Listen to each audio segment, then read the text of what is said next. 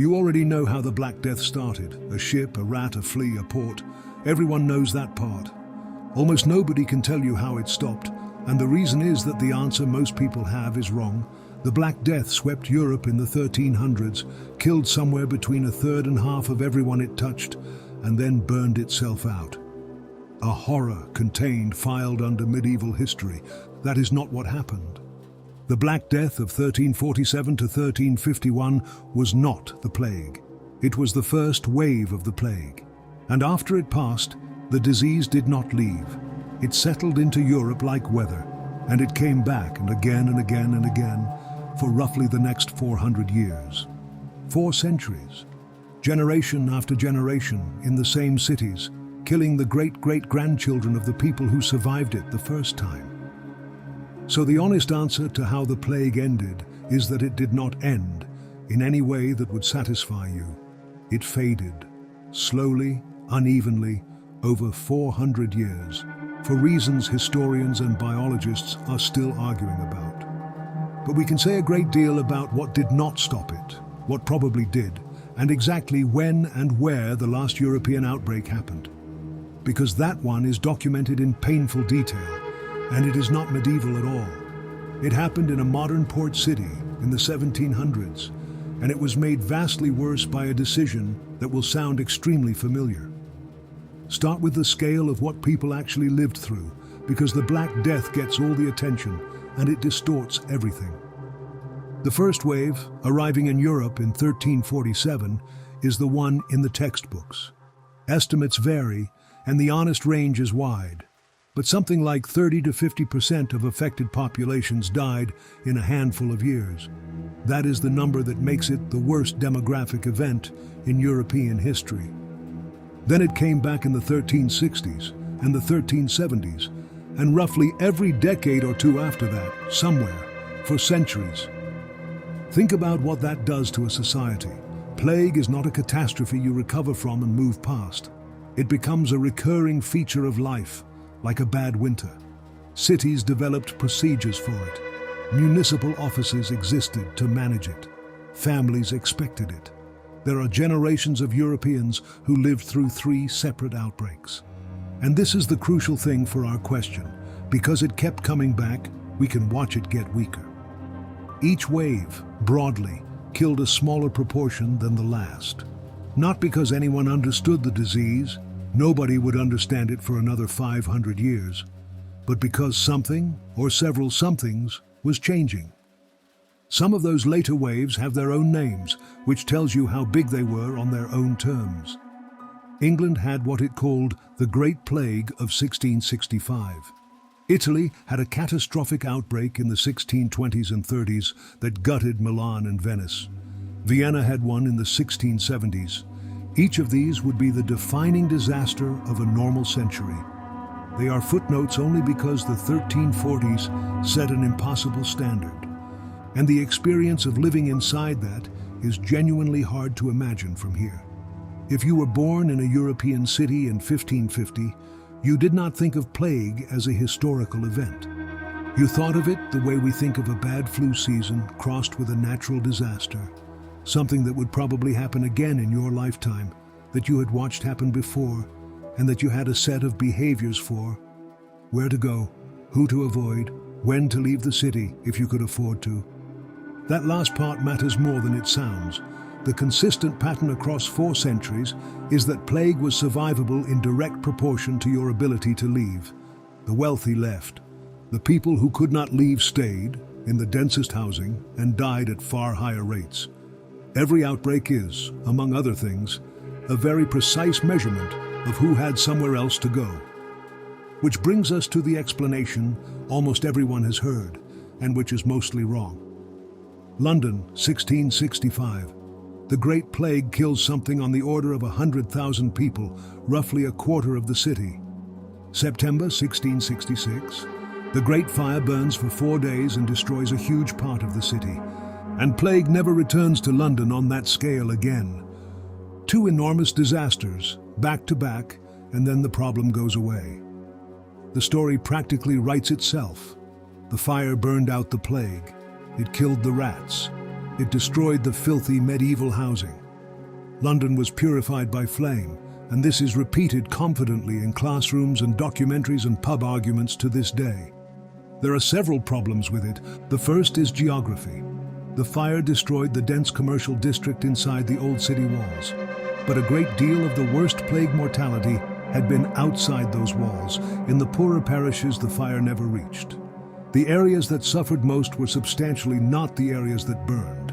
The second problem is timing, and it is the one that really breaks the story.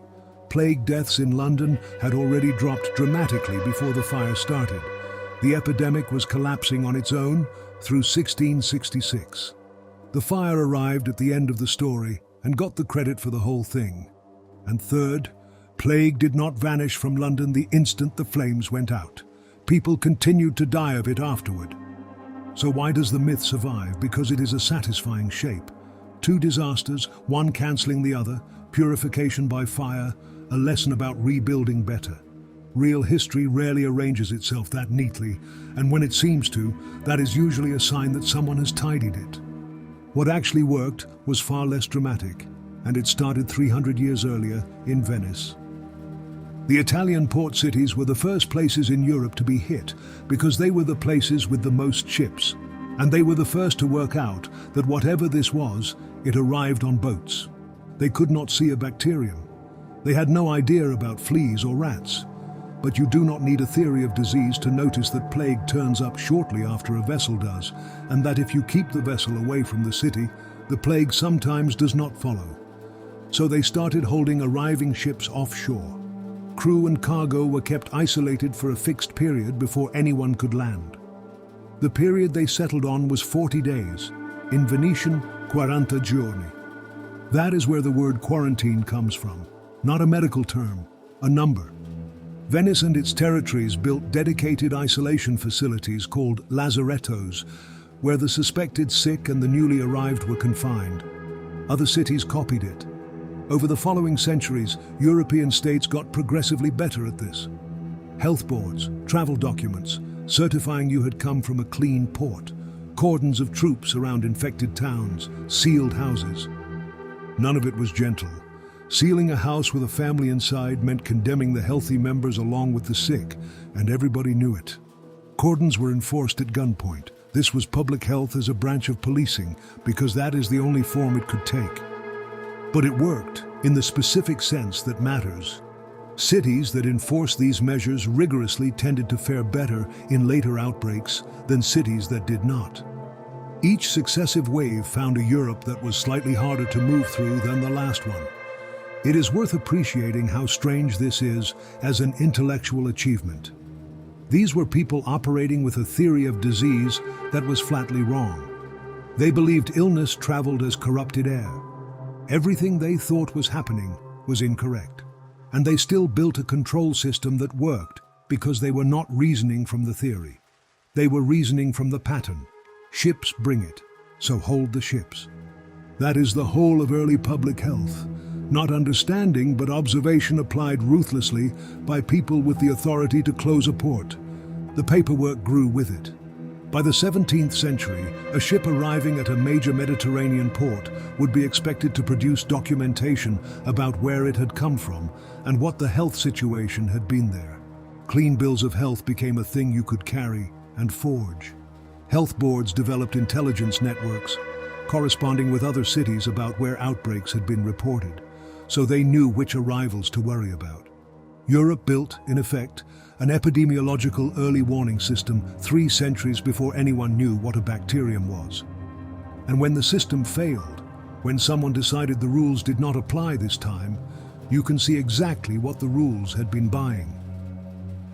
The last great plague outbreak in Western Europe is not medieval. It happens in 1720 in one of the busiest ports in France, in a century of coffee houses and newspapers and Isaac Newton. A merchant ship called the Grand Saint-Antoine arrives at Marseille carrying cargo from the eastern Mediterranean. There have been deaths aboard during the voyage. Under the rules, that ship should have been held. Marseille had a quarantine system. It had a health board. It had precisely the apparatus Europe had spent 4 centuries building for exactly this situation. And the cargo was valuable. There was a trade fair coming. There were merchants with money in that hold, and there was pressure, commercial pressure applied to officials to let the goods through. The quarantine was lifted early. What followed killed roughly 50,000 people in a city of about 90,000, more than half the population. Then it moved into the surrounding country and killed something like 50,000 more. The response, once it was undeniable, was ferocious. A wall was built across the countryside to contain it, patrolled by troops with orders to shoot. Bodies piled in the streets faster than anyone could bury them. Convicts were put to work clearing them, and most of those convicts died too. It took 2 years to burn out, and it is the last time plague did that to Western Europe. There is a detail in the aftermath that is worth carrying with you.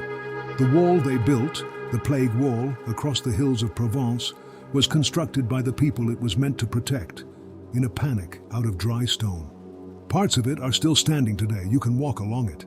It is a 2-meter-high monument to the moment a society realized it had switched off its own immune system for the sake of a trade fair. And the ship itself was burned and sunk. Divers located the wreck of the Grand Saint-Antoine in the 20th century, which means the vessel that caused the last great plague in Western Europe is right now on the seabed off the French coast, having been found and identified. The lesson people usually draw is about the specific officials who caved.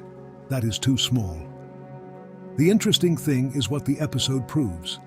By 1720, Europe had a functioning system for stopping this, and the only reason it failed was that the system was overridden for money. The infrastructure worked. Human beings switched it off. Which leaves the real question, and here I have to be honest with you.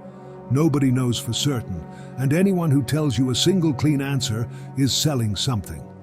What we have is a set of candidate explanations, and the likeliest truth is that several of them operated at once. Quarantine and containment is the strongest. It is documented, it was deliberately applied, it got more sophisticated over time, and its failures, Marseille, produced exactly the catastrophes you would predict. Of all the explanations, this is the one with a visible mechanism and a control group. The bacterium may have changed. Yersinia pestis could have evolved toward less lethal strains over 4 centuries. Pathogens that kill their hosts too efficiently often do. This is plausible. It is argued seriously, and the evidence is not conclusive. Treat it as a live hypothesis rather than a fact. The rats and the fleas may have changed. Shifts in rodent populations and in the ecology that supported the flea vector would alter transmission enormously, and climate over this period was not stable. The cooler, wetter conditions of the Little Ice Age affected flea survival. Human populations may have changed too. 400 years of a disease killing selectively is, in the coldest possible terms, 400 years of selection pressure. Some researchers argue for shifts in inherited resistance. Others are unconvinced, and building changed. Brick and tile replaced timber and thatch. Housing became less hospitable to rodents. Separating people from grain stores and from rats was never anybody's stated aim, but it happened anyway. Notice what is missing from that list: medicine. No treatment, no cure, no vaccine, no doctor did this. Plague retreated from Europe entirely before anyone knew what caused it. The bacterium was not identified until 1894, by which time the European plague era had already been over for a century and a half. Europe did not defeat the plague. Europe outlasted it using isolation, brick, and luck. And it is worth sitting with how unsatisfying that is, because the discomfort is the actual lesson. We want the ending of a story like this to have an author, a discovery, a hero, a date you can point to. The Great Fire myth is popular precisely because it supplies one. A clean cause, a clean effect, a moral about renewal. The real answer is that a disease which killed tens of millions of people over 4 centuries stopped being catastrophic through the accumulated weight of a great many partial measures, none of which was decisive on its own, applied by people who did not understand what they were doing and could not have explained why it was working. That is how most enormous problems actually get smaller, not solved, ground down. One last thing, because people are always surprised by it. The plague is not extinct. Yersinia pestis still exists in wild rodent populations on several continents, including in the western United States. Cases occur every year. There are a small number of human infections annually in America, and larger numbers in parts of Africa and Asia. The difference is not that the organism went away. The difference is antibiotics. Caught early, plague today is a treatable bacterial infection. The thing that emptied medieval cities is now, in most cases, a course of drugs, provided you get to a doctor in time, which is exactly the qualifier that makes it still dangerous in places where people cannot. So the full answer to how the plague ended is this. It killed a third of Europe, came back every generation for 400 years, was slowed by men who did not know what they were fighting, but worked out that isolation helped, escaped once more in 1720, because a cargo was worth more than a rule, faded for reasons we still argue about, and was finally rendered survivable by a discovery made 200 years after Europeans stopped dying of it. It did not end. We got better at not being killed by it, which is a different thing, and took a great deal longer. And in one English village, when the plague arrived, the people living there did something nobody ordered them to do. They sealed the road themselves from the inside and stayed. That story is on your screen right now.